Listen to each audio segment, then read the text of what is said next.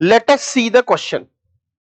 Statement first. When a charge placed at rest in electric field, its path will always be along the electric line of forces. The force on the charge is along the tangent drawn on electric field.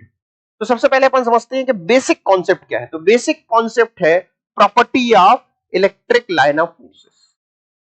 ठीक है, electric line of forces. Electric line of forces की property यहां पे अपना basic concept है. अब इसको थोड़ा सा अपन डिटेल में समझते हैं. तो देखिए, सपोज आप मानिए ये प्लस क्यू चार्ज है, ये माइनस क्यू चार्ज है, और ये एक इलेक्ट्रिक लाइन ऑफ फोर्सेस है. तो अगर आप सपोज इस पॉइंट पी पर इलेक्ट्रिक फोर्स की डायरेक्शन निकालना चाहे या इलेक्ट्रिक फील्ड की, तो ये होगी,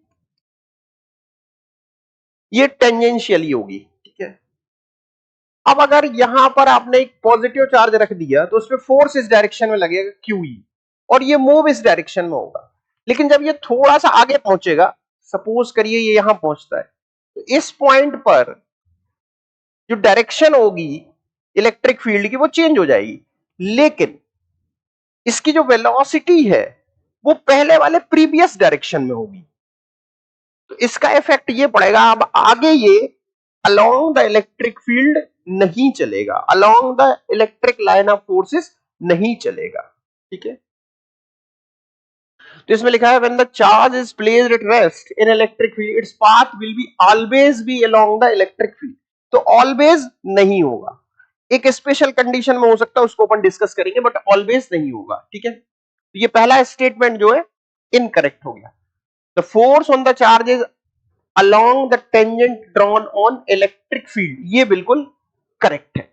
अब किस स्पेशल केस में ऐसा हो सकता है. ठीक है. ये लेकिन ऑलवेज लिखा है इसलिए स्टेटमेंट सही नहीं होगा, बट आपको कंफ्यूजन नहीं हो इसलिए ये बता रहे हैं ये वाली कंडीशन की. अगर यहां पे कोई पॉजिटिव चार्ज है और यहां पर एक पॉजिटिव चार्ज को आप फ्री कर देते हैं, तो ये इस डायरेक्शन में जाएगा, और ये ही किसकी डायरेक्शन होगी, इलेक्ट्रिक लाइन ऑफ फोर्सेस की. तो यानी along the electric line of forces जाएगा.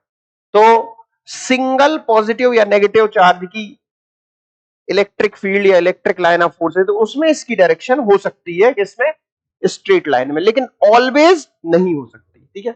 इसलिए स्टेटमेंट फर्स्ट जो है रॉन्ग हो जाएगा, स्टेटमेंट टू जो है एकदम करेक्ट है. तो first statement incorrect, statement second is correct.